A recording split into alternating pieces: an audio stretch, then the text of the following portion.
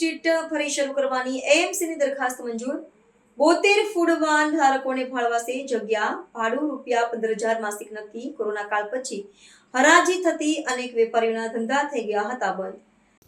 Happy street Manek Chowk વર્ષોથી ખાણીપીણી બજાર અમદાવાદમાં લાગતા હોય છે અને અનેક લોકો લો ગાર્ડન ખાતે આવેલા હેપી સ્ટ્રીટની અંદર જતા હોય છે।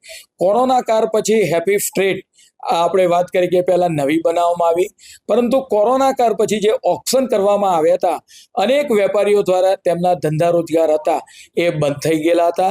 પરિણામે લીગલ મેટર ઊભી થઈ હતી અને વાત કરીએ કે હાઈકોર્ટની અંદર પણ ગયા હતા।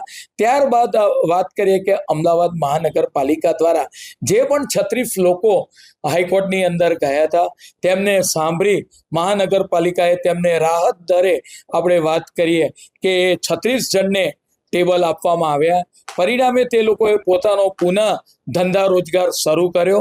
આવનાર સમયગાળા દરમિયાન બીજા 16 લોકો અને જે પ્લોટ બાકી રહે છે 10 બાય 10ના સ્ટોલ 15,000ની ઓક્શન પ્રાઇસ નક્કી કરી આપવાનું નક્કી કરવામાં આવ્યું છે।